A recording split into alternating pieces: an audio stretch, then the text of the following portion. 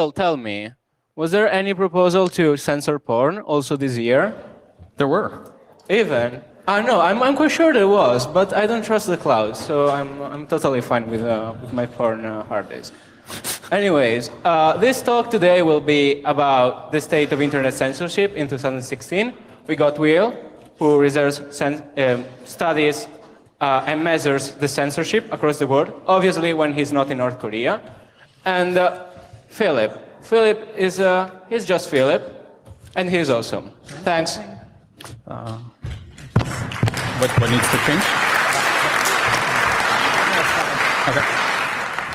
Yeah, great. Okay, so we're going to talk about sort of what's changed in internet censorship this year. And so many people, I think sort of the classic view of internet censorship is seeing something like this. This is what one of the block pages that you might see in Iran looks like. And I think sort of the high-level thing around this is that this really is the view of censorship for a very small fraction of the world. When you look at the Freedom House report on the state of the web this year, we see that 2/3 of internet users experience censorship of some form.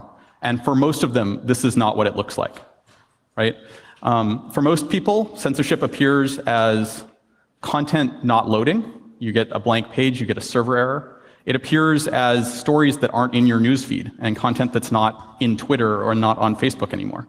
And this is a much more subtle form of censorship that I think we're still sort of getting our heads around that change and whether it's the same word that describes both of these things. So the way we're going to structure this talk is first try to pull out some of the trends in sort of how censorship's evolved over 2016. We'll give you a bunch of sort of the states of countries around the world and what things look like in terms of new laws and new policies that have gone in place there. And then in the second half of the talk, we'll sort of look at how we know these things, the state of measurement, and so the projects that are out there trying to collect data and understand what's being taken down where and how. And then hopefully we'll end leaving you with things that you can do to make the world a better place. So we've got this thing that's censorship. I think it's also, and this is that first point again, which is the fact that we're using the word censorship is playing into one narrative, right? Censorship is one view into information control, into surveillance, into the shifting of public opinion. It's one technique there. The fact that we're focused on censorship, and it's worth being just cognitive through this, this is a very Western view of a problem. And this piece of it, I think in 2016, as much as any other year, is really normalized. It's really a thing that we are not going to oppose in any real way. One thing that I've done a couple times, and I think it's worth asking you guys as well, is by a show of hands, do you think there should be no internet censorship? So that's about half of the people. And think about this crowd. If we're not completely in favor of this, can we really expect general society to be? And so I wonder if we're really going to end up in a place where we can have this absolutist view that we want an internet without any censorship. Right? We have limits on freedom of speech in the physical world. There's limits of it in other media. And the internet has been a very special place for a while. But I think even now in sort of our original community, we're trying to grapple with, is that something that's going to be able to continue? So we can look at this from a technical side as well. We can ask who censors, and where is this limit? And it's limits within the network. It's limits of the people we've given power. The organizations that run our local networks will often censor. The ISPs that give us connection to our organization censor, and we have state actors who limit. And they all have different motivations, although they overlap, right? So why do we censor? We censor to keep content within social norms or protect things that we think are important, right? This is the justification for things around pornography or lewdness. We censor because of economic protection, because we want our economy to be better. Or because we want our services that our ISP provides to win over competing ones. And we censor for our national security and for for reasons of protecting ourselves from hackers in other countries or in other places. So with that as the backdrop, let's talk through a few trends. So the first thing is that censorship this year, I think, is pretty much all legal, right? When we think about censorship as, from 2002, when the first Harvard thing came out saying, look at all of these things China's blocking, it was very opaque in the sense that there was this thing happening technically, and there was no one talking about it at all. And most of the stuff that we see now, there is a legal framework behind it, where this censorship is in line with the laws of those countries. We've seen a lot of stuff happen in terms of the US-EU relations.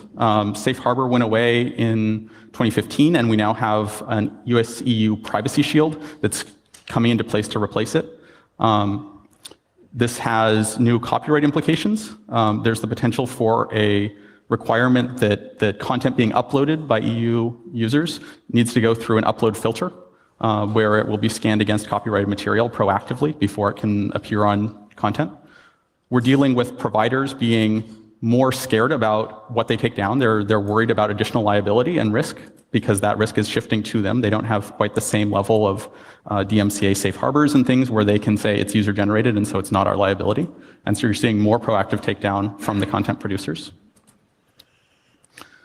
We also see there was a new Chinese cybersecurity law this year that adds a bunch of legal framework behind really a lot of things that China's already been doing, but it regulates that internet services companies that operating in China need to store logs on their users. If you have user-generated content, you should be storing the real identity of users. You need to collect their national ID and know who this person is. There's requirements supporting cooperation with government access to data.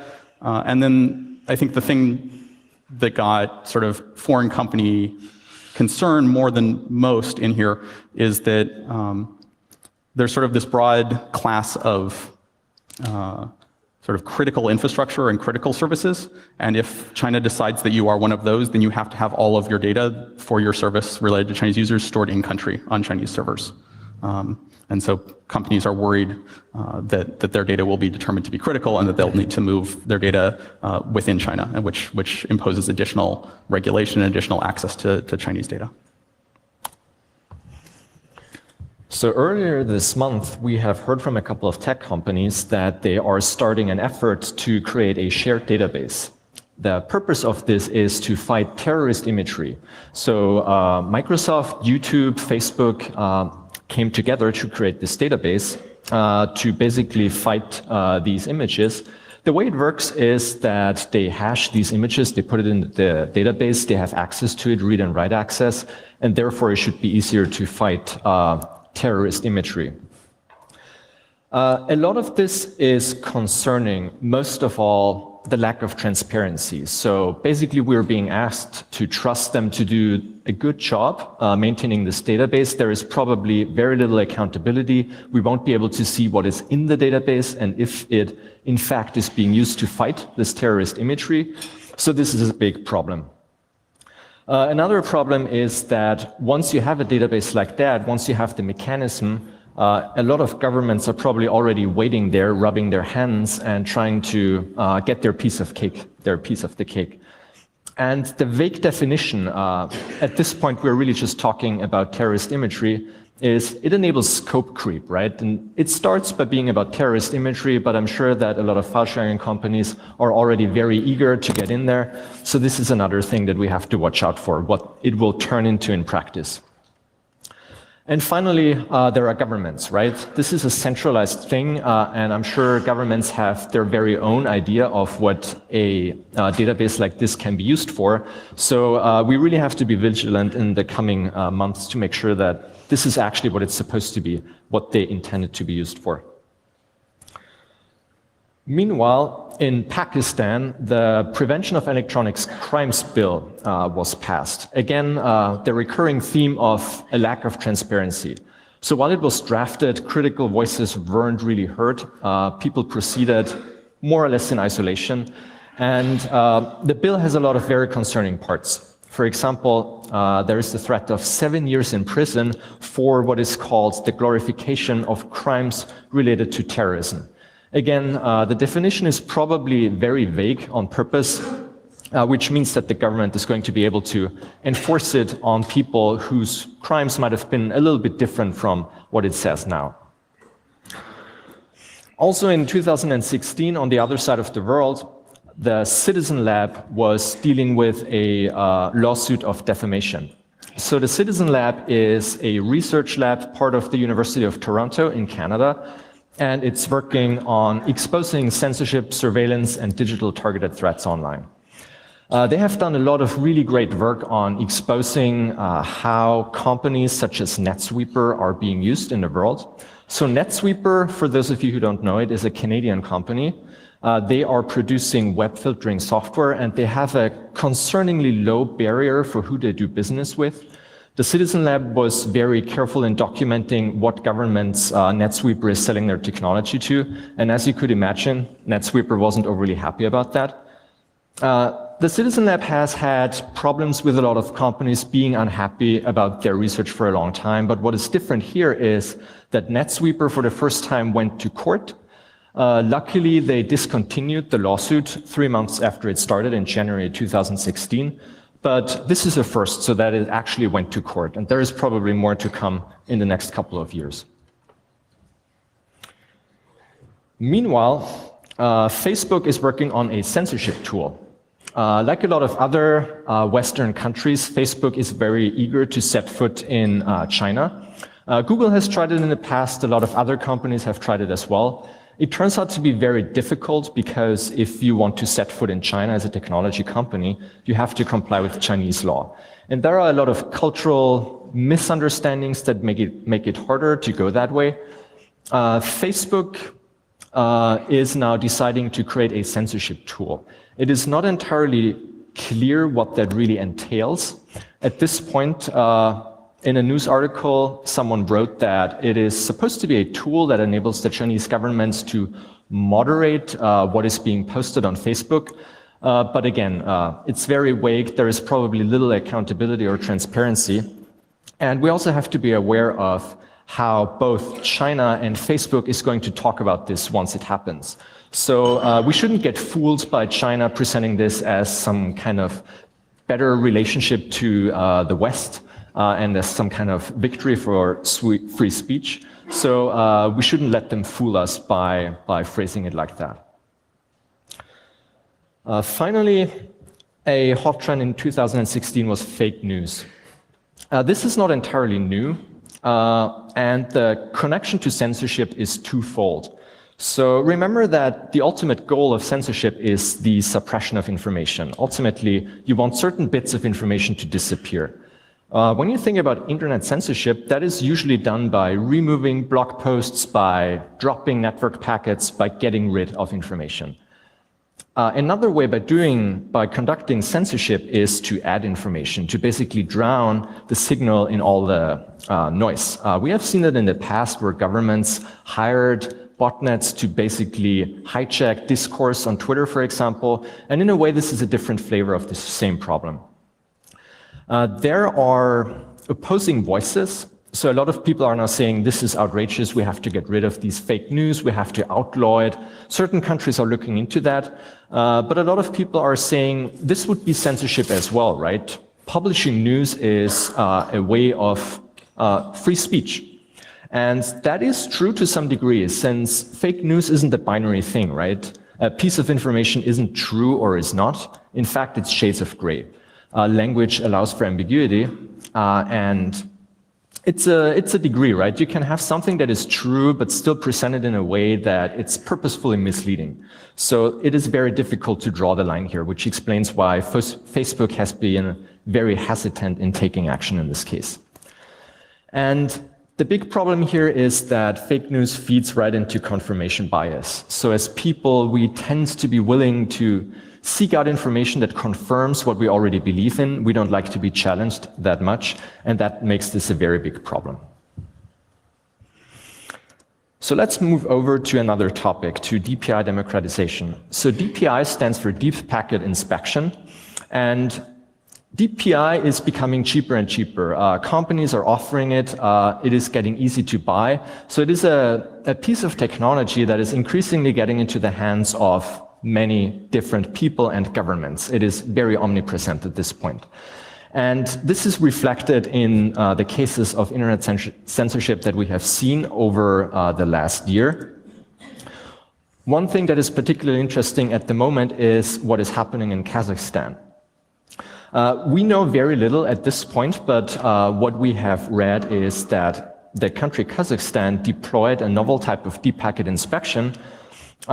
We do not yet know from what vendor. We do not believe that it is home-baked. Instead, some company supplied them with it. And at this point, there is reason to believe that standard Tor, including a couple of obfuscation protocols, are being blocked.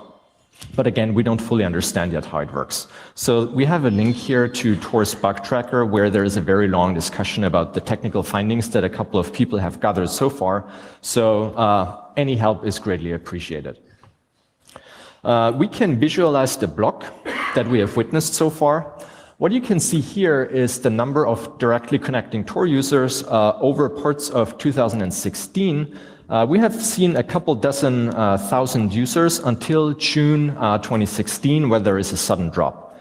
And at the same time, we can witness an increase of bridge users. So bridges are undocumented, unpublished Tor relays.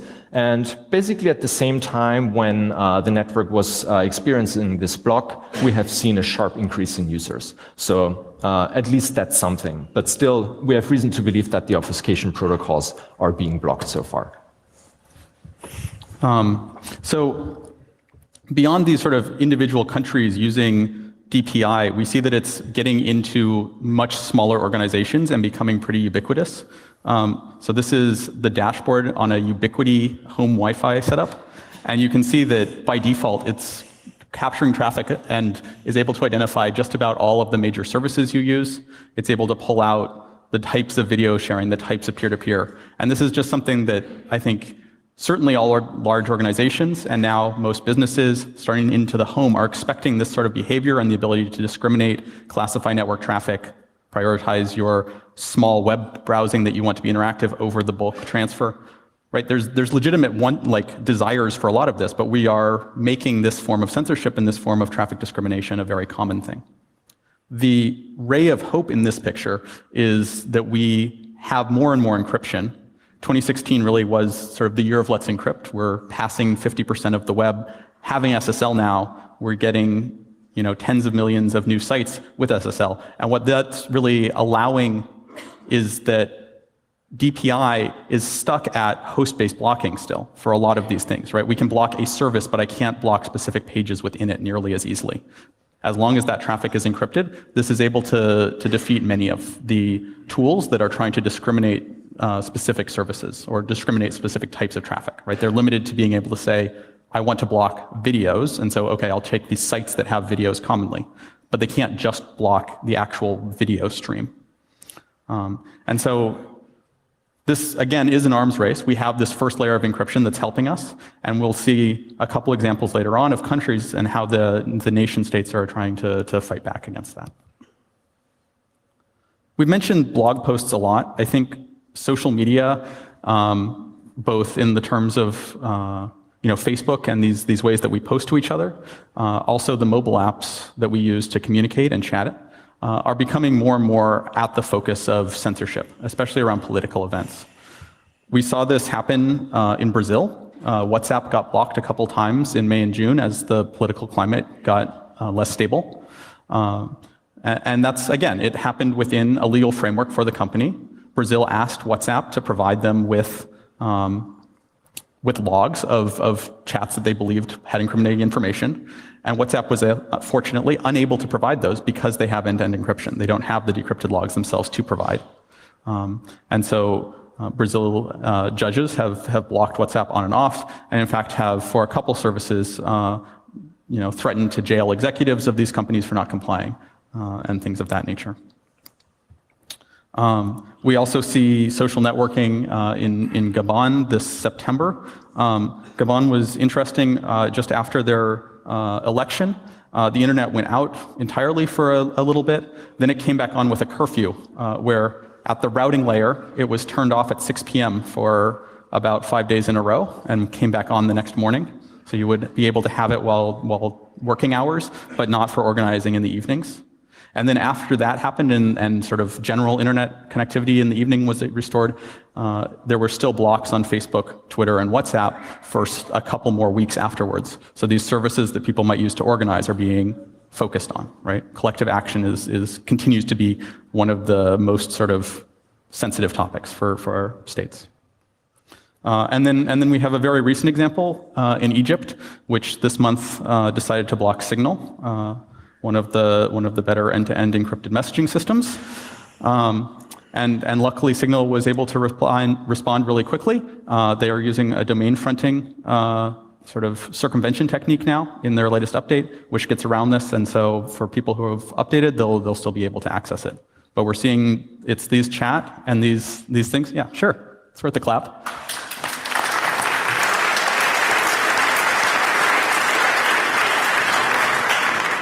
It's these apps that are more and more sort of in the targets of states wanting to control the dialogue. So distributed denial of service is something that continues to be with us. It's alive and well. One of the big examples of DDoS being used to try and, for retribution or to take down views that people didn't agree with was on the Krebs blog, where a large Internet of Things Mirai botnet got sort of weaponized to manage to take this down for a period of time, despite being hosted on Akamai, which we would hope that these large CDNs are sort of above in terms of their size. They can handle traffic, but we see that botnets can still be effective. And certainly for smaller things. So the Black Lives Matter movement, we can see that there's over 100 DDoS incidents that occurred to their sites over the last year. And so DDoS is sort of this tool that gets used when you aren't in the center, right? It's this maybe you're off on the side and two people are talking or someone is talking to an audience where you can't block their communication. I'm in another country or I'm not the ISP itself, or I need more anonymity and I still want to remove that viewpoint. And DDoS remains sort of an effective weapon for that attempt at censorship, where you have resources in money or in computers or bandwidth, but you don't necessarily have the position of power where you can block an in-network communication or dissemination of information. There were a bunch more internet shutdowns this year. Access Now is an advocacy group that monitors the internet and situation and access around the world and tries to help advocate for access. They documented 15 shutdowns last year, and in 2016 it's up to 51 at this point. This is concerning because it, again, is talking about sort of this normalization of countries saying, well, there have been 50 examples this year of other countries that have shut down their internet for periods of time, often around politically sensitive events, and very few of them have revolted or had any major consequences. So this again, sort of as these continue to happen, they empower additional countries to say, oh, this maybe is a solution to this sort of problem. Even in the US, we see sort of continued attempts to have this sort of control. Do we want our government to be able to, turn off the internet in situations of national emergency? This was a debate under Obama and will continue to be one. I guess again, to counter this sort of depressing narrative, the thing that maybe provides us with hope in this sort of situation is cases like Ecuador, which, despite having the ability to do these shutdowns of services, this April there was a large set of leaks around the ISPs and their cooperation with the government. And so it continues to be through the whistleblowers and through the leaks of this sort of information that we learn about what's really happening and we're able to get accountability back, right? So one of the major problems here is, do we have accountability and do we understand these structures and systems that are being put in place? I think Ecuador provides us with one of these examples this year of how whistleblowing is alive and well and helps to provide public insight and conversation. So we'll finish sort of what's going on out there with just a few specific countries that don't necessarily fall into these categories. Thailand has had for a long time a set of fairly narrow, well, they've had their set of laws, and what really they've censored is sort of based on lèse majesty attacks on the royal family and defamation there. With the king dying and his successor being appointed, there's been tension there, and so there's been additional sort of concern around there.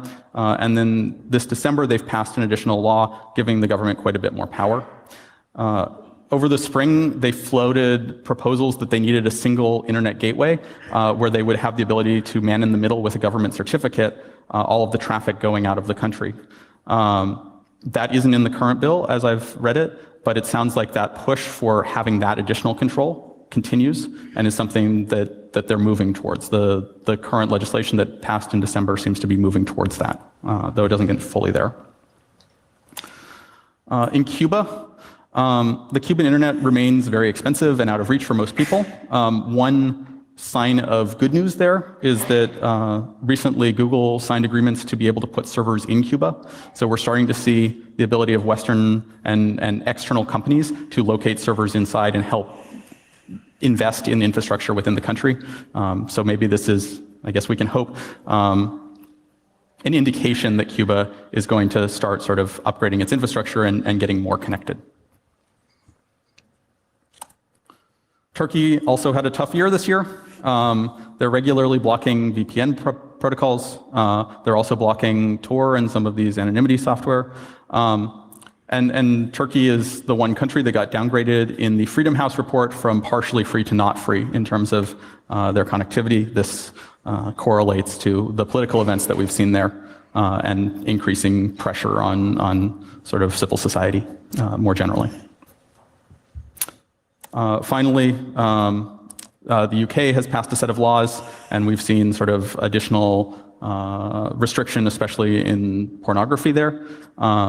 There's a whole session on this on day 4 about sort of what this new set of laws entail, but it sounds like it primarily is a surveillance thing. So your data has to be retained. There's certainly chilling effects of free speech around that, of people trying to second guess what they're going to say. But it's not sort of imposing major new things of automatic takedown of content or removing hosts beyond what's already there. A lot has happened in the measurement space, both in academia and civil society. So we want to give you a quick overview of the most exciting things that have happened over the last year. UNI has made a lot of progress. So UNI is the Open Observatory for Network Interference. It's a free software project under the larger Tor umbrella.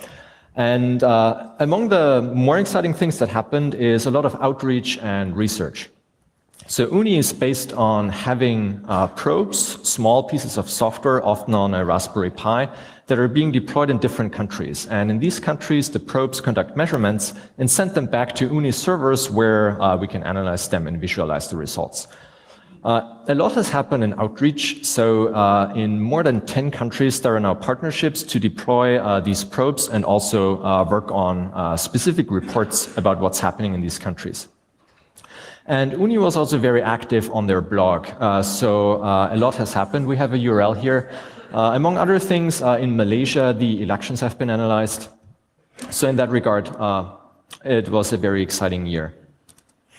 There is also a web interface now. So if you have an UNI probe and want to help the project, you're now able to go to this web interface, and both it's easier to run and also to analyze the test results. The UNI project really went out of their way. They even worked with a UI designer to make it as easy to use as possible. And this is what it looks now. And there are also a lot of plans for 2017. Among other things, the UNI project is thinking about re-engineering the data pipeline. So a lot of data is constantly being produced and sent to the central servers, and there is a series of subsequent steps of processing that is happening to the data. And as the amount of data increases, it's getting harder and harder to deal with this wealth of information. And both the UNI project wants to extract more interesting information out of these reports, but also make it easier to process them at scale. Another important point is orchestration. So so far, these probes have been mostly autonomous. They are sitting somewhere in someone's basement or at some university in different countries. And it used to be really difficult to get the right results at the right time due to the nature of the autonomous distribution. So there is a trend towards moving towards a model where it's easier to control these probes and have control over what is being analyzed and when it's coming in there. And that makes it way more flexible and easy to get high quality results. Think about elections, for example. You don't really want to wait for data to flow in eventually. You have probably a very specific idea of what you're looking for, and that makes it easier to find probes in a given region and make them do the measurements for you in time. There has also been progress in academia. We're maintaining a censorship bibliography, and so far in 2016, we counted more than 20 research papers. There are, among other things, so both in circumvention and censorship analysis. Among other things, we learned about a couple new insights about the Great Firewall, for example, how the DNS poisoning works on the server side, since people mostly looked at injected results, but not so much about what is happening to the poisoned DNS resolver. We also learned more about how the maintainers of the Great Firewall deal with hard-coded Tor bridges. So a research group looked into the blocking delay, which is really exciting because it gives you some kind of insight into the operational business that is going on behind the Great Firewall. In addition to research, there has been an ongoing discussion about the ethics of network measurement. So a couple of years ago in academia, almost everything was fair game when it comes to network measurement. But 2-3 years ago, a couple of controversial research papers came out that prompted the community to think deeper about what is acceptable, in particular because a lot of this work can actually put people at risk. And this is something that has been not entirely ignored, but people don't think about this as much as they should be. One trend is to try and seek informed consent if you work with people on the ground. It tends to be easy to get consent. It tends to be a little bit harder to have the consent be actually informed. So there are approaches to make people solve a quiz before they engage in the measurement to make sure that they really, really understand what they're getting into. Another trend is, of course, to weigh the risk versus the benefits. Of course, we always get something out of an academic research project, but often there is some risk to it. Of course, it's difficult because you cannot just quantify this and come up with two numbers and put them on a scale. So this really requires an effort to get an understanding of on-the-ground knowledge. And this is similar to threat modeling. Of course, we can look at laws in countries and try to get a feeling for what could get people into trouble, but the way laws are enforced are very different. So for that, you really need someone who has a good understanding of the country and how it interprets its laws. And this is really difficult. So the current consensus is that in case of doubt, academic researchers tend to err on the side of caution and ideally just not do something, even though it might teach us an interesting new bit of information. One exciting project that is happening in the academic space is the spooky scan. So this is a type of network measurement technique that allows you to test the connectivity between two computers, A and B, say in China and in the United States, and you don't control A or B. So this is the really exciting part, that it allows you to infer the connection state between these two machines, even though you don't control them. The way it works is it leverages a type of side channel in network stacks. So some of you might have heard of the IP ID. It's a field in the IP header that is used for fragmentation. Most modern network stacks tend to randomize this field, but a couple of legacy network stacks, most notably some flavors of Windows and FreeBSD, have a globally incrementing counter. This means that it leaks information to unrelated network connections. And it turns out that you can use that for the spooky scan. And at the moment, according to the researchers behind this project, approximately 1% of the IPv4 address space is affected by this. This might not seem like a lot, but if you're interested in a certain country, 1% is a lot. So you're guaranteed to find probably a couple thousand machines that can be conscripted to be part of the spooky scan. So all of this is run by Roya at Princeton University. There is a research paper, another one is in the making, and we can now have a quick look at how it works in detail. So in this picture, you can see three types of cases. The three types of cases that the spooky scan can inform you. And the way it works is we have, in all three pictures, we have a reflector on the left side. It's not under our control. We have a site on the right side, also not under our control. But both of these systems have the globally incrementing IP-ID counter. Then we have a measurement machine at the bottom that is under our control, and also it must be able to spoof IP packets. That doesn't tend to be a big problem in academic networks where you can bribe your network operator into not doing ingress filtering, so that tends to work fairly well.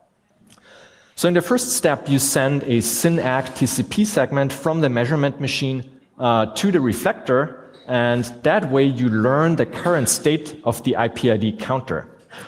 In the next step, you send a spoofed packet from the measurement machine to the site, but the return address of that packet is the reflector and not the measurement machine. So when the site gets the packet, it sends the response to the reflector instead of the measurement machine because it has been spoofed. And now some magic happens in step 3. We don't know what. This is exactly what we were trying to learn. Either the packets reach from site to the reflector, or they are being dropped either server to client or client to server. We don't really know. But we can know by, in the final step, sending another SYN-ACK segment to the reflector and again measuring the IP-ID counter.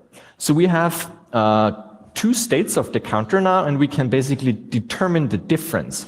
And the difference between before and after basically allows us to infer what is happening between the site and the reflector. And it's a little bit complicated. It took me a while to wrap my head around it, but it's a really powerful technique. It doesn't work in all cases, but when it does work, it really allows you to infer reliably what is happening between two remote computers. And not only is this possible in this isolated scenario, it turns out that this is quite scalable even. So in another research project, some people deployed the spooky scan at scale, and this is a visualization of it. So a couple of clients in China were selected as source, a couple of Tor relays and web servers were selected as destinations, and then the people behind this effort measured the connectivity between all these computers and plotted it on the map. So green lines means unblocked and red lines means blocked. And the entire point of this is really just to show you that this is scalable. So if it's implemented in the correct way, it allows you to really deploy the spooky scan at planet scale.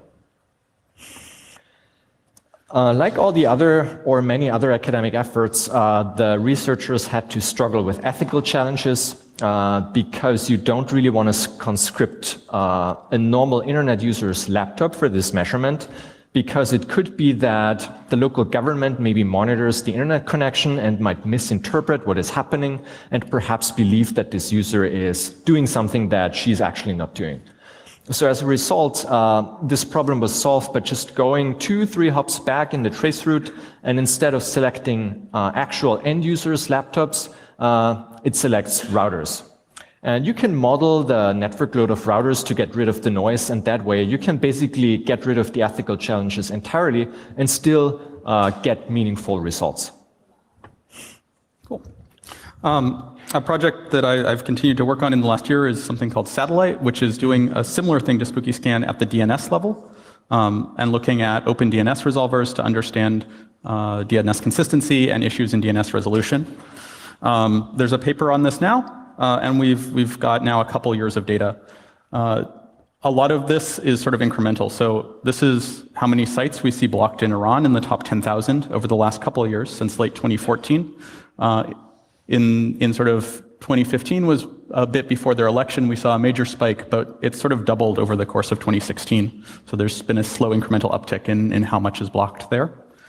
And the sort of more recent work that we've done in that area is trying to explain what we think constitutes blocking or why something is weird. So we want to be able to say, we think this site is blocked, because we found 59 out of 74 resolutions were going to an IP that clearly looks wrong, or because almost all resolutions had a reverse pointer, the IP address was named something that looks fishy or wasn't named in the right way, or most of the things had the wrong server header when we actually ask about those IP addresses rather than having the expected server that we see globally.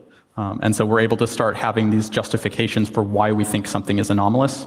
That data is now getting posted on the website and backfilled as we process the backlog of all the data. There continues to be a bunch of stuff that's not coming out of universities as well that's really interesting. Great Fire is a project that focuses on China. They released a new thing called Circumvention Central this year, which basically provides up-to-date testing of VPNs in China. So they have a set of nodes in the country. They try a bunch of popular VPNs and keep tabs on the speed and the stability of those things that they see. And it's really meant as a resource for users in the country to see which tools they should be using. We also see from Google this year that Google got a step ahead of many of the others and released a thing called unfiltered news, which is looking at what news stories are more and less reported in different places. So as you search for something like Trump, you see that it's really, those news stories are read and are viewed much more in the US and are seen much less from publications in other places. Whereas if you look at something like Syria, you see a very different picture of who's seeing it, and you can start to pull out where are the missing dots in this picture. There's like no China in this picture, so China just didn't see that news at all. And so we're starting to be able to tackle this problem of, okay, there's news that's missing in places. What are these views that are not being seen? Right? And so this is the sort of thing that we're going to need to be thinking about a lot more as we get into, okay, so there's content in social networks being taken down, and there's individual conversations that aren't happening. It's not just hosts anymore, and this is, I think, an exciting project that helps us sort of get past just host-based stuff. Another example of a company that continues to do great research is Dyn, which monitors from its position in network infrastructure interruptions in routing. So when there are BGP interruptions, this is at a level that really you need to be a core infrastructure provider to know that there's been a problem. You can do some measurements, but these routing tables are not necessarily propagated fully, and so it's these guys who really get to see, okay, the connections within this country got taken down at a routing level. So they've got examples of, there was another one of as sort of final exams happen, countries like to take down their networks to prevent cheating. In addition to technology, there is a lot that can be improved when it comes to cultural understanding. So a couple of weeks ago, I was listening to a lecture of a Chinese-American activist that had a lot of really interesting things to say about the Great Firewall and how it's being perceived by people in the West. One of the things that stuck with me is he said that people in the West need informed empathy. So the ability to look what the world looks like through the eyes of a foreign government. This tends to be difficult because of cultural misunderstandings and things that are not very natural to people in the West, but also vice versa. For example, when it comes to political worst-case scenarios, in the West we tend to be terrified of totalitarian governments, for example, the Third Reich. This is the one thing that we're ultimately trying to prevent from happening. While in China, almost the opposite is the case. People tend to be terrified of the complete absence of authority and control, which would completely destabilize the country. And this is also reflected in the way both spheres handle their internet. And the ability to understand what we are all afraid of would really help in moving forward. There is also the popular opinion among circumvention people that the truth is outside the Great Firewall, and if only we could provide the people in China with circumvention technology, all these problems would just disappear. Needless to say, that is a little bit simplistic and patronizing. For example, 98% of network traffic in China is domestic. And that is the same in many other countries. Most people simply have no interest in what foreign news is saying. And so it's not so much a constant access denied, it's mostly access isn't really wanted in the first place. And in addition to that, the United States, for example, has a history of destabilizing foreign governments. And this is another reason why a lot of countries are a little bit careful of the way they're handling Western social media, especially after what happened with the Arab Spring. So to finish off, we're going to talk a little bit about what's driving the space of measurement and our work here. A lot of how we learn about censorship remains through word of mouth, through conversations that we have at venues like this one. People go out to countries, they experience stuff, they come back to the activist networks that they know, and that propagates up to measurement research. A lot of this remains through these conversations that we have at venues like this. There's also been a lot that's happened from government funding, particularly the US, but Western governments see the internet as a liberation tool potentially, and are funding it as such, or have. And also you see reactions from companies that experience censorship from an economic view of trying to push forward their products. So in that space, there's potentially uncertainty in the US going forward. A lot of that money has come through an entity called the Broadcasting Board of Governors, which is a congressional mandate, and that seems to be a little bit up in the air in the next funding year, where there are $800 million, which has gone to things like Radio Free Asia, a lot of these sort of pro-democracy things, is potentially getting reshuffled and sort of moving in terms of who's controlling it. And so we'll see how that goes and how that changes and reshapes the measurement and the circumvention spaces. We also, here's an example of a news site in Qatar that got blocked. You see this sort of service-side measurement where news, where other people who provide platforms and experience censorship will be willing to speak out. We see that also from Google, who's experienced censorship in places and now keeps up-to-date measurements of the traffic that they see and when they notice anomalous traffic to their services.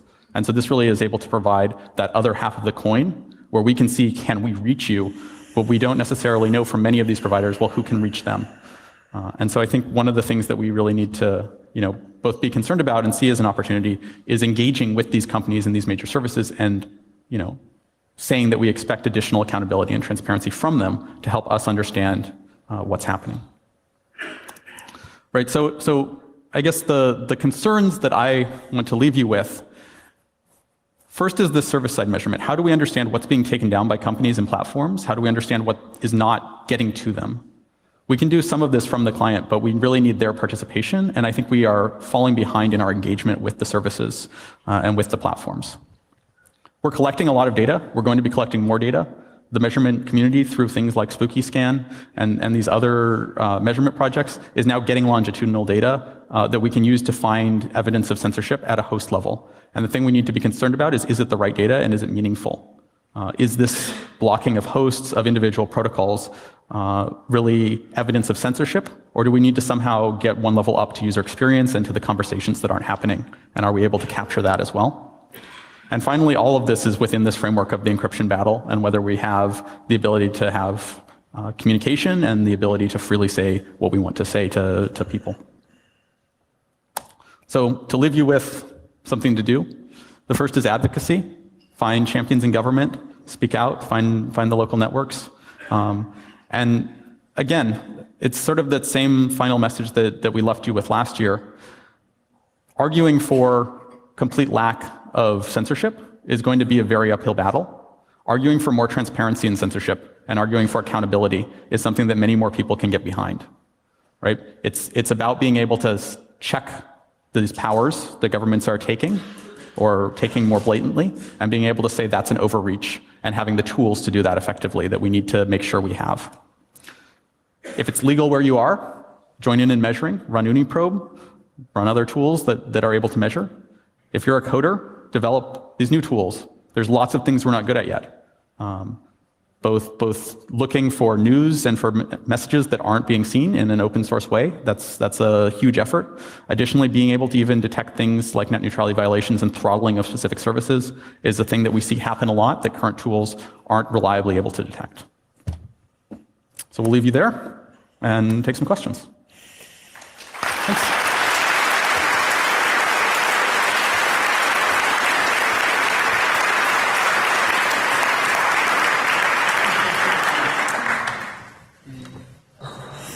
So we got already a question from the internet. Yeah. The internet wants to know if you can elaborate on how the gentle, graceful degradation of the use of Tor bridges in Kazakhstan can be explained by deep packet inspection, and if deep packet inspection triggered filters wouldn't result in a sharp fall of bridge traffic. So I think in the very beginning we did have a sharp fall-off. As for the second part of the question, we don't know. So this is part of the problem. Any help is appreciated.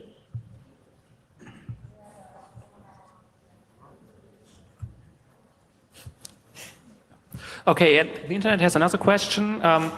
Since it looks like it probably, he asked if it wasn't most likely it wasn't covered. So, do you have any idea how, or have you seen much change in the patterns of site blocks by Roskomnadzor, or what they do for blocking? So Roskom's, I believe, the Russian. It's the Federal Telecommunications Authority something.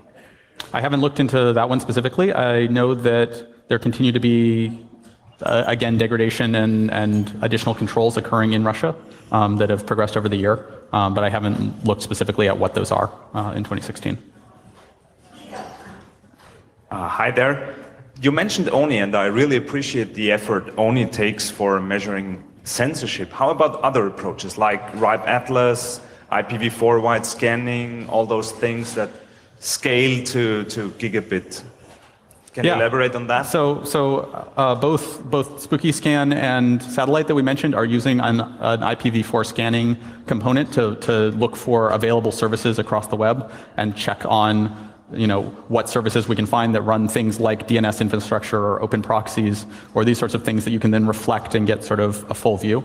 That stuff, the major challenge is jumping up to IPv6. I think there's been a talk recently about trying to find active hosts in IPv6. That was earlier today or yesterday.